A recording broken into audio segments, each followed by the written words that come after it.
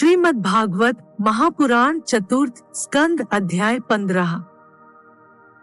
श्रीमद् भागवत महापुराण चतुर्थ स्कंद पंचदश अध्याय है। महाराज पृथु का आविर्भाव और राज्याभिषेक। श्री मैत्रेय जी कहते हैं, विदुर जी, इसके बाद ब्राह्मणों ने पुत्रहीन राजा वेन की भुजाओं का मंथन किया। तब उनसे एक स्त्री पुरुष का जोड़ा प्रकट हुआ। ब्रह्मवादी ऋषि उस जोड़े को उत्पन्न हुआ देख और उसे भगवान का अंश जान बहुत प्रसन्न हुए और बोले।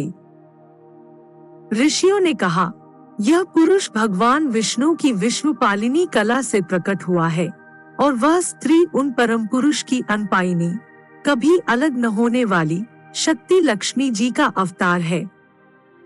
इनमें से जो पुरुष है वह अपने सुयश का प्रथम विस्तार करने के कारण परमेश्वरी पृथु नामक सम्राट होगा।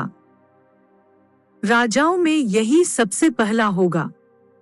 यह सुंदर दांतों वाली एवं गुण और आभूषणों को भी विभूषित करने वाली सुंदरी इन पृथु को ही अपना पति बनाएगी। इसका नाम अर्ची होगा। पृथु के रूप में साक्षात श्रीहरि के अंश ने ही संसार की रक्षा के लिए अवतार लिया है और अर्ची के रूप में निरंतर भगवान की सेवा में रहने वाली उनकी नित्य सहचरी श्री लक्ष्मी जी ही प्रकट हुई हैं। श्री मैत्रेय जी कहते हैं, विदुर जी, उस समय ब्राह्मण लोग पृथु की स्तुति करने लगे। श्रेष्ठ गंधर्वों ने गुणगान किया, सिद्धों ने पुष्पों की वर्षा की, अप्सराएं नाचने लगीं। आकाश में शंख, तुरही, मृदंग और दुंदुभी आदि बाजे बजने लगे। समस्त देवता, ऋषि और पितर अपने अपने लोकों से वहां आए। जगत गुरु ब्रह्मा जी देवता और देवेश्वरों के साथ पधारे। उन्होंने वेन कुमार पृथु के दाहिने हाथ में भगवान विष्णु की हस्तरेखाएं और चरणों में कमल का चिन्ह देखकर उन्हें श्रीहरि का ही अंश समझा, क्योंकि जिसके हाथ में दूसरी रेखाओं से बिना कटा हुआ चक्र का चिन्ह होता है वह भगवान का ही अंश होता है। वेदवादी ब्राह्मणों ने महाराज पृथु के अभिषेक का आयोजन किया। सब लोग उसकी सामग्री जुटाने में लग गए। उस समय नदी, समुद्र, पर्वत, सर्प, गौ, पक्षी, मृग, स्वर्ग, पृथ्वी तथा अन्य सब प्राणियों ने भी उन्हें तरह तरह के उपहार भेंट किए। सुंदर वस्त्र और आभूषणों से अलंकृत महाराज पृथु का विधिवत राज्याभिषेक हुआ। उस समय अनेकों अलंकारों से सजी हुई महारानी अर्ची के साथ वे दूसरे अग्निदेव के सदृश जान पड़ते थे।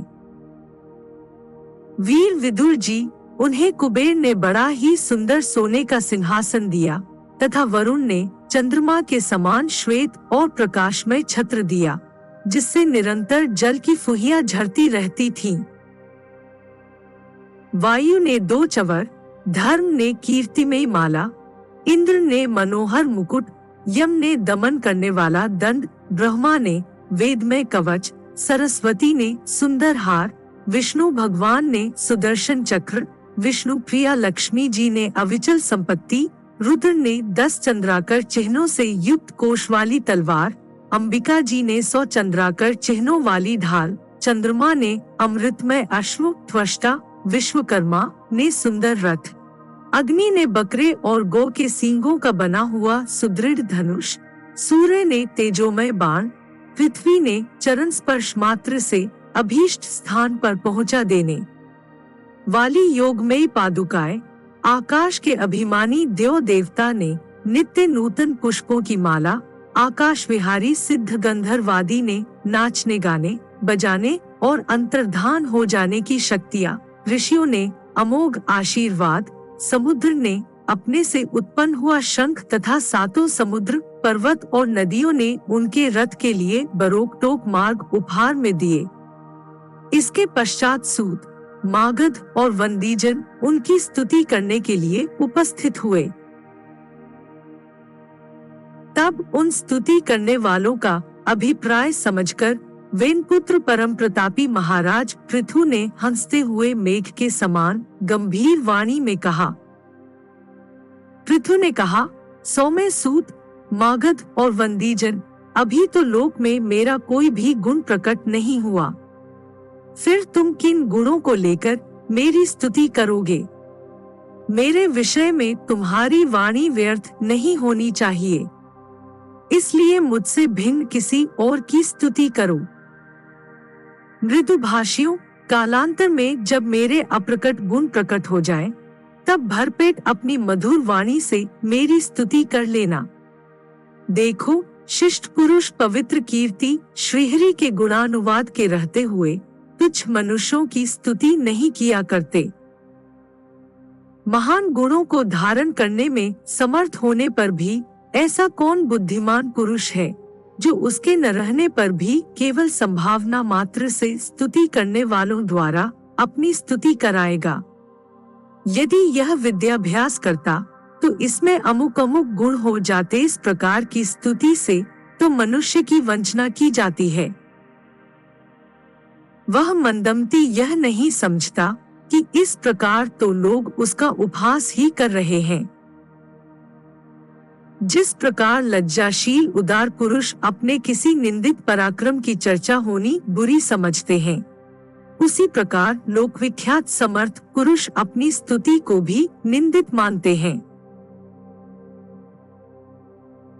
सूतगण, अभी हम अपने श्रेष्ठ कर्मों के द्वारा लोक में अप्रसिद्ध ही हैं। हमने अब तक कोई भी ऐसा काम नहीं किया है जिसकी प्रशंसा की जा सके। तब तुम लोगों से बच्चों के समान अपनी कीर्ति का किस प्रकार गान करावे। पब्लिश्ड जून 17, 20